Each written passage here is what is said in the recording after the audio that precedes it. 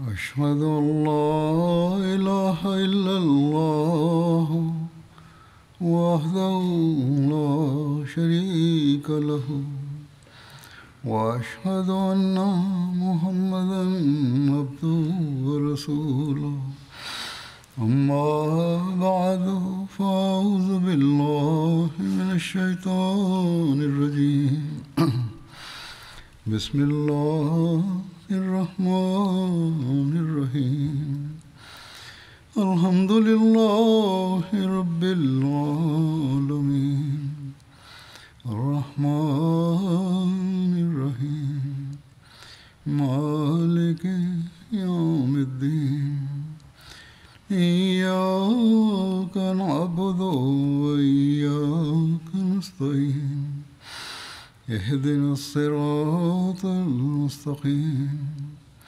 صراط الذين أنعمت عليهم غير المغضوب عليهم ولا الضالين.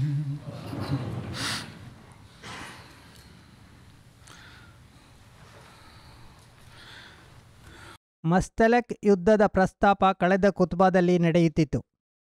ಇದರ ಇನ್ನಷ್ಟು ವಿವರಣೆ ಹದೀಸುಗಳಲ್ಲಿ ಮತ್ತು ಚರಿತ್ರೆಗಳಿಂದ ಲಭಿಸುತ್ತದೆ. ಸಹೀಹ್ ಬುಖಾರಿಯಲ್ಲಿ ಇದನ್ನು ವಿವರಿಸುತ್ತಾ ಹೀಗೆ ಬರೆಯಲಾಗಿದೆ: ಹಜರತ್ ಪೈಗಂಬರ್ ಸಲ್ಲಲ್ಲಾಹು ಅಲೈಹಿ ವಸಲ್ಲಮರು ಬನು ಮುಸ್ತಲಕ್ ಗೋತ್ರದ ಮೇಲೆ ದಾಳಿ ನಡೆಸಿದಾಗ ಅವರು ಅಜಾಗರೂಕರಾಗಿದ್ದರು.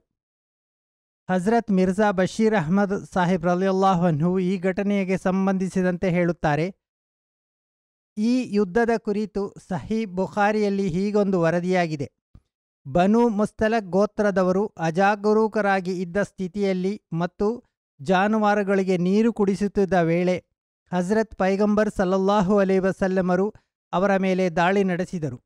ಚಿಂತಿಸಿ ನೋಡುವುದಾದರೆ ಈ ವರದಿ ಚರಿತ್ರಕಾರರ ವರದಿಗೆ ವಿರುದ್ಧವೇನಲ್ಲ.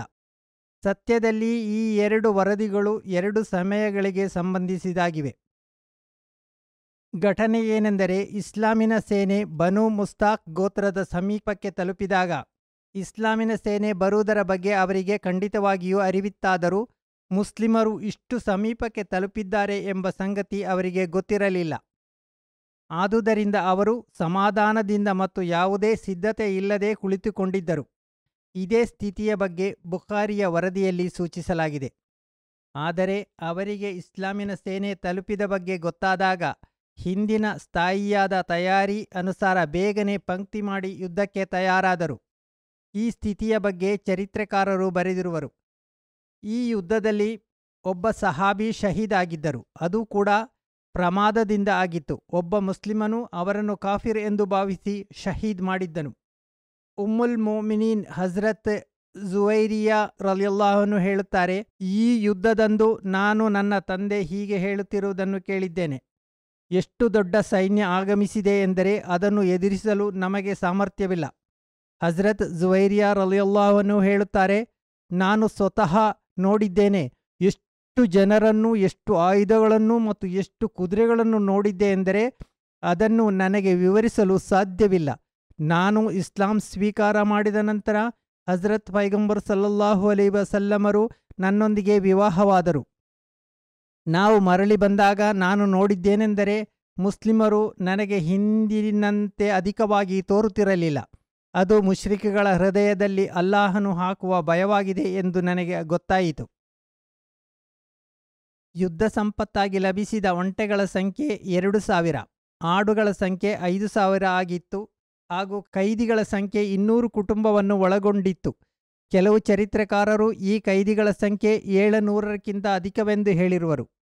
ಹಜರತ್ ಪೈಗಂಬರ್ ಸಲ್ಲಲ್ಲಾಹು ಅಲೈಹಿ ವಸಲ್ಲಮರು ಹಜರತ್ ಬುರೈದಾ ರಲಿಯಲ್ಲಾಹು ಅನ್ನವರನ್ನು ಕೈದಿಗಳ ಮೇಲ್ನೋಟಕರನಾಗಿ ನೇಮಿಸಿದರು. ಹಜರತ್ ಪೈಗಂಬರ್ ಸಲ್ಲಲ್ಲಾಹು ಅಲೈಹಿ ವಸಲ್ಲಂ ಪೂರ್ತಿ ಯುದ್ಧದ ಸಂಪತ್ತಿನಿಂದ 5ನೇ 1 ಭಾಗವನ್ನು ಬೇರ್ಪಡಿಸಿದರು. ಅದು ಅಲ್ಲಾಹನ ಆದೇಶದ ಪ್ರಕಾರ ಬೇರ್ಪಡಿಸಲಾಗುವ ಭಾಗವಾಗಿದೆ. ಅದನ್ನು ಅಲ್ಲಾಹನು ಅಲ್ಲಾಹನ ಪ್ರವಾದಿ ಮತ್ತು ಪ್ರವಾದಿಯ ನಿಕಟ ಸಂಬಂಧಿಕರಿಗೂ ಹಾಗೂ ಇಸ್ಲಾಮಿನ ಸಾಮೂಹಿಕ ಅಗತ್ಯಗಳಿಗೂ ಬೇರ್ಪಡಿಸಲಾಗುತ್ತದೆ. ಈ ಗೋತ್ರದ ಬಂದಿಯಾದ ಜನರಲ್ಲಿ ಅವರ ಸರದಾರ ಹಾರಿಸ್ ಬಿನ್ ಅಬಿ ಝೀರಾರ್ ಪುತ್ರಿಯಾದ ಬರ್ರಾ ಕೂಡ ಇದ್ದರು. ಅವರ ಹೆಸರನ್ನು ಬದಲಾಯಿಸಿ ಹಜರತ್ ಪೈಗಂಬರ್ ಸಲ್ಲಲ್ಲಾಹು ಅಲೈಹಿ ವಸಲ್ಲಂ ಜುವೇರಿಯಾ ಎಂದು ಇಟ್ಟರು.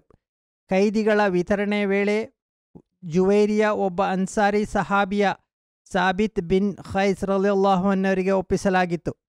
ಸಾಬಿತ್ ಬಿನ್ ಖೈಸ್ರೊಂದಿಗೆ ಮುಖಾತಿಬಿನ ರೂಪದಲ್ಲಿ ಬರ್ರ ಒಪ್ಪಂದ ಮಾಡಿದ್ದರು. ಮುಖಾತಿಬ್ ಎಂದರೆ ದಾಸಿ ಅಥವಾ ಗುಲಾಮನು ತನ್ನ ಮಾಲೀಕನಿಗೆ ಏನನ್ನಾದರೂ ಧನ ಪರಿಹಾರ ಕೊಟ್ಟು ಸ್ವತಂತ್ರಗೊಳ್ಳುವುದಾಗಿದೆ. ಇಲ್ಲಿ ನಿಶ್ಚಯಿಸಲಾದ ಮೊಬ್ಬಲಗು 9 ಔಕಿಯ ಚಿನ್ನವಾಗಿತ್ತು.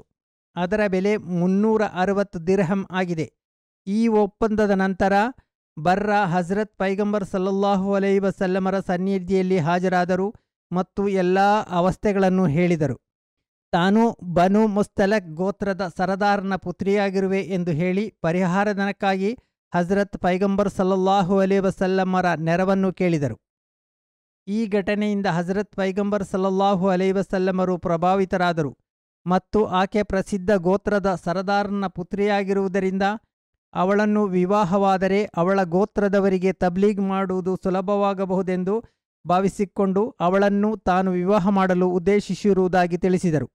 ಬರ್ರ ಅದಕ್ಕೆ ಸಮ್ಮತಿ ಸೂಚಿಸಿದಾಗ ಹಜರತ್ ಪೈಗಂಬರ್ ಸಲ್ಲಲ್ಲಾಹು ಅಲೈಹಿ ವಸಲ್ಲಂ ಪರಿಹಾರಧನವನ್ನು ಪಾವತಿಸಿ ಅವರೊಂದಿಗೆ ವಿವಾಹ ಮಾಡಿಕೊಂಡರು. ಸಹಾಬಿಯರು ಇದನ್ನು ನೋಡಿದಾಗ ಹಜರತ್ ಪೈಗಂಬರ್ ಸಲ್ಲಲ್ಲಾಹು ಅಲೈಹಿ ವಸಲ್ಲಮರ ಪತ್ನಿಯರ ಮನೆಯಲ್ಲಿ ತಮ್ಮ ಕೈದಿಗಳು ಬಂದಿಯಾಗಿ ಇರುವುದು ಇಷ್ಟಪಡಲಿಲ್ಲ. ಆದುದರಿಂದ 100 ಕುಟುಂಬದವರನ್ನು ಎಂದರೆ 100 ಕೈದಿಗಳನ್ನು ಪರಿಹಾರಧನವನ್ನು ಪಡೆಯದೆ ಒಂದೇ ಕ್ಷಣದಲ್ಲಿ ಸ್ವತಂತ್ರಗೊಳಿಸಲಾಯಿತು. ಆದುದರಿಂದಲೇ ಹಜರತ್ ಆಯಿಷಾ ರಲಿಯಲ್ಲಾಹು ಅನ್ಹು ಹೀಗೆ ಹೇಳುತ್ತಿದ್ದರು, ಜುವೇರಿಯಾ ತನ್ನ ಸಮುದಾಯಕ್ಕಾಗಿ ಅತ್ಯಂತ ಅನುಗ್ರಹೀತ ಮಹಿಳೆಯಾದಳು. ಹಜರತ್ ಪೈಗಂಬರ್ ಸಲ್ಲಲ್ಲಾಹು ಅಲೈಹಿ ವಸಲ್ಲಂ ಈ ಯುದ್ಧದಿಂದ ವಿಜಯಿ ಮತ್ತು ಯಶಸ್ವಿಯಾಗಿ ಮರಳಿ ಬಂದರು. ಒಟ್ಟು 28 ದಿನಗಳು ಅವರು ಮದೀನದಿಂದ ಹೊರಗೆ ಇದ್ದರು. ಈ ಯುದ್ಧದಿಂದ ಮರಳಿ ಬರುವಾಗ ಕಪಟ ವಿಶ್ವಾಸಿಗಳ ನೇತಾರ ಅಬ್ದುಲ್ ಬಿನ್ ಉಬೈ ಬಿನ್ ಸಲೂನರ ಕಪಟತೆ ಸ್ಪಷ್ಟವಾಗಿ ಬಯಲಾಯಿತು.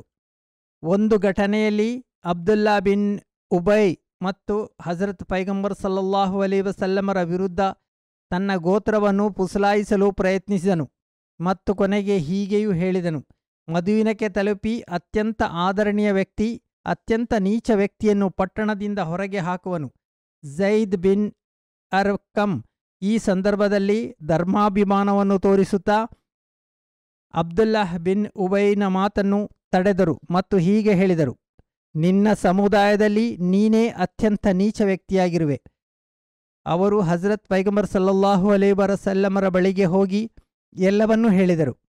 ಹಜರತ್ ಪೈಗಂಬರ್ ಸಲ್ಲಲ್ಲಾಹು ಅಲೈಹಿ ವಸಲ್ಲಂ ಝೈದರ ಮಾತನ್ನು ಇಷ್ಟಪಡಲಿಲ್ಲ ಮತ್ತು ಹೀಗೆ ಹೇಳಿದರು, ಎಲೈ ಹುಡುಗ, ನಿನಗೆ ಬಹುಶಃ ಅಬ್ದುಲ್ಲಾ ಬಿನ್ ಉಬೈ ಮೇಲೆ ಕೋಪವಿರಬಹುದು.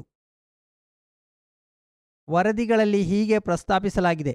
ಅನಂತರ ಅಬ್ದುಲ್ಲಾ ಬಿನ್ ಉಬೈ ಸ್ವತಃ ಅವರೇ ಅಥವಾ ಬೇರೆಯವರ ಪ್ರೇರಣೆಯ ಪ್ರಕಾರ ಹಜರತ್ ಪೈಗಂಬರ್ ಸಲ್ಲಲ್ಲಾಹು ಅಲೈಹಿ ವಸಲ್ಲಮರ ಬಳಿಗೆ ಬಂದನು ಮತ್ತು ಅಲ್ಲಾಹನ ಮೇಲೆ ಆಣೆ ಹಾಕಿಕೊಂಡು ಝೈದ್ ಹೇಳಿದ್ದೆಲ್ಲವೂ ಸುಳ್ಳು ಎಂದು ಹೇಳಿದನು. ಅಬ್ದುಲ್ಲಾ ಬಿನ್ ಉಬೈ ಖಂಡಿತವಾಗಿಯೂ ಹಾಗೆ ಹೇಳಿದ್ದನು ಎಂದು ಹಜರತ್ ಪೈಗಂಬರ್ ಸಲ್ಲಲ್ಲಾಹು ಅಲೈಹಿ ವಸಲ್ಲಮರಿಗೆ ಗೊತ್ತಿತ್ತು. ಅನಂತರ ಹಜರತ್ ಪೈಗಂಬರ್ ಸಲ್ಲಲ್ಲಾಹು ಅಲೈಹಿ ವಸಲ್ಲಮರು ಹೊರಡಲು ಆದೇಶ ನೀಡಿದರು. ಅನ್ಸಾರಿಯ ಕೆಲವು ಸರದಾರರು ಈ ಕುರಿತು ಕೇಳಿದಾಗ ಪೈಗಂಬರ್ ಸಲ್ಲಲ್ಲಾಹು ಅಲೈಹಿ ವಸಲ್ಲಂ ಹೇಳಿದರು, ನಿಮ್ಮ ಜೊತೆಗಾರರು ಏನು ಹೇಳಿದರು ಎಂದು ನಿಮಗೆ ಗೊತ್ತಿಲ್ಲವೇ? ಮದೀನಕ್ಕೆ ಮರಳಿ ಹೋಗಿ ಅತ್ಯಂತ ಆದರಣೀಯ ವ್ಯಕ್ತಿ ಅತ್ಯಂತ ನೀಚ ವ್ಯಕ್ತಿಯನ್ನು ಪಟ್ಟಣದಿಂದ ಹೊರಗೆ ಹಾಕುವನು ಎಂದು ಆತನು ಹೇಳಿರುವನು. ಇದನ್ನು ಆಲಿಸಿದ ನಿಷ್ಠಾವಂತ ಅನ್ಸಾರ್ ಸಹಾಬಿಯರು ಹೀಗೆ ಹೇಳಿದರು, ಯಾ ರಸೂಲುಲ್ಲಾ, ಖಂಡಿತವಾಗಿಯೂ ನೀವು ಅತ್ಯಂತ ಆದರಣೀಯರಾಗಿರುವಿರಿ. ಎಲ್ಲ ಗೌರವಗಳು ಅಲ್ಲಾಹನಿಗೂ ಆತನ ಪ್ರವಾದಿಗೂ ಆಗಿವೆ. ನೀವು ಇಷ್ಟಪಡುವುದಾದರೆ ಅಬ್ದುಲ್ಲಾಹ್ ಬಿನ್ ಉಬೈನನ್ನು ಪಟ್ಟಣದಿಂದ ಹೊರಗೆ ಹಾಕುವೆವು, ಅಥವಾ ನೀವು ಇಷ್ಟಪಡುವುದಾದರೆ ಆತನೊಡನೆ ಸೌಮ್ಯವಾಗಿಯೂ ವರ್ತಿಸುವೆವು. ಅಬ್ದುಲ್ಲಾಹ್ ಬಿನ್ ಉಬೈ ಹೇಳಿದ ಮಾತಿನ ಬಗ್ಗೆ ಹಜರತ್ ಮಿರ್ಜಾ ಬಶೀರ್ ಅಹ್ಮದ್ ಸಾಹೇಬ್ ರಲಿಯಲ್ಲಾಹು ಅನ್ಹು ನೀಡಿದ ವಿವರಣೆಯನ್ನು ಮುಂದಿನ ಬಾರಿ ವಿವರಿಸುತ್ತೇನೆ ಇನ್ಶಾ ಅಲ್ಲಾಹ್. ಮುಂದಿನ ಜುಮಾದಿಂದ ಪ್ರಸಿದ್ಧ ಬ್ರಿಟನ್ನಿನ ವಾರ್ಷಿಕ ಜಲ್ಸಾ ಆರಂಭವಾಗುವುದು. ಅದಕ್ಕಾಗಿ ದುವಾ ಮಾಡಿರಿ. ಅಲ್ಲಾಹನು ಎಲ್ಲ ವಿಧದಲ್ಲಿಯೂ ಅನುಗ್ರಹಿಸಲಿ. ಎಲ್ಲ ಕಾರ್ಯಕರ್ತರಿಗೂ ಉನ್ನತ ಸ್ವಭಾವ ಗುಣಗಳನ್ನು ತೋರುತ್ತಾ ತ್ಯಾಗ ಮನೋಭಾವದಿಂದ ತಮ್ಮ ಕರ್ತವ್ಯಗಳನ್ನು ನೆರವೇರಿಸಲು ಅಲ್ಲಾಹನು ಸೌಭಾಗ್ಯ ನೀಡಲಿ. ಆಗಮಿಸಿರುವ ಮತ್ತು ಯಾತ್ರೆಯಲ್ಲಿರುವ ಅತಿಥಿಗಳನ್ನು ಅಲ್ಲಾಹನು ಸಂರಕ್ಷಿಸಲಿ. ಆಮೀನ್. ನಾನು ಈಗ ಕೆಲವು ದಿವಂಗತರ ಬಗ್ಗೆ ಪ್ರಸ್ತಾಪಿಸುತ್ತೇನೆ. ಮೊದಲನೆಯದಾಗಿ ದಾವತ್ತೆ ಇಲಲ್ಲಾಹ್ ಶಮಾಲಿ ಹಿಂದಿನ ನಾಜೀರ್ ಹಮೀದ್ ಖೌಸರ್ ಸಾಹೇಬರ ಪತ್ನಿಯಾದ ದಿವಂಗತ ಸಲೀಮಾ ಬಾನು ಸಾಹೇಬರದ್ದು. ದಿವಂಗತರು ಮೂಸಿಯಾಗಿದ್ದರು. ಅತಿಥಿ ಸತ್ಕಾರಿ, ಸರಳ ಸ್ವಭಾವಿಯೂ, ಪ್ರಾರ್ಥಿಸುವ ಮತ್ತು ನಫಲ್ ನಮಾಜ್ಗಳನ್ನು ಅನುಷ್ಠಿಸುವ ಮಿತವ್ಯಯಿ ಮಹಿಳೆಯಾಗಿದ್ದರು. ಅವರಿಗೆ ಲಜ್ನಾ ಇಮಾಲ್ಲಾಹೆ ಸದರ್ ಆಗಿ ಮುಂಬಯಿಯಲ್ಲಿ ಸೇವೆ ಸಲ್ಲಿಸಲು ಸೌಭಾಗ್ಯ ಲಭಿಸಿತು.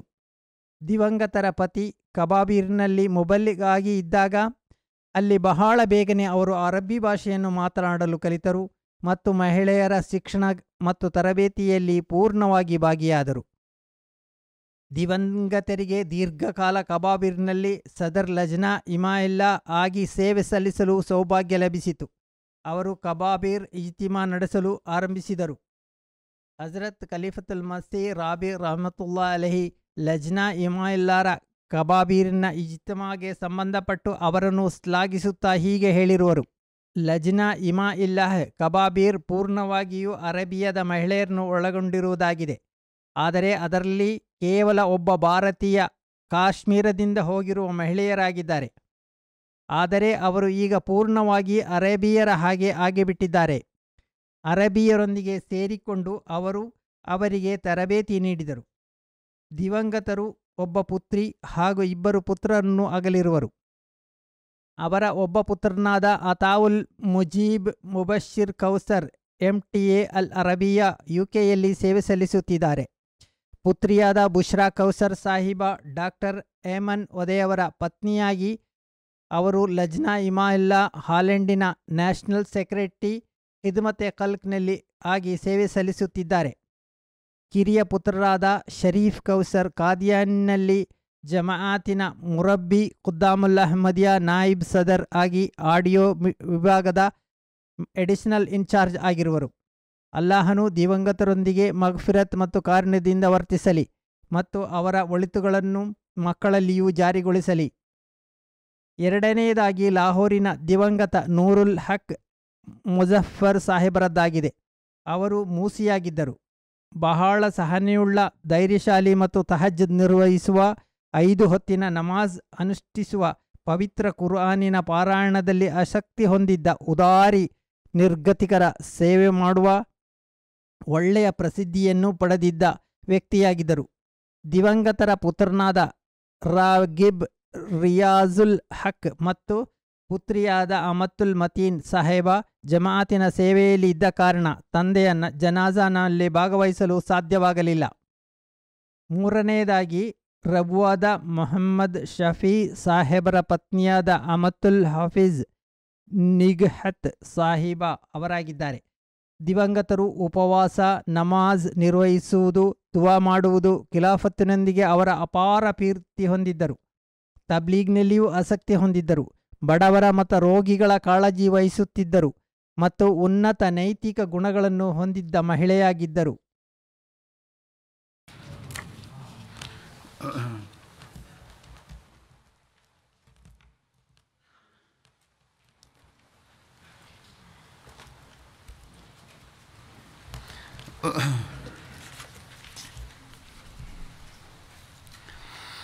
الحمد لله نحمده ونستعينه ونستغفره ونؤمن به ونتوكل عليه ونعوذ بالله من شرور أنفسنا ومن سيئات أعمالنا من يهده الله فلا مضل له ومن يضلل فلا هادي له ونشهد أن لا إله إلا الله ونشهد أن محمدا عبده ورسوله عباد الله رحمكم الله إن الله يأمر بالعدل والإحسان وإيتاء القربى وينهى عن الفحشاء والمنكر والبغي يعظكم لعلكم تذكرون اذكروا الله يذكركم وادعوه يستجب لكم ولذكر الله أكبر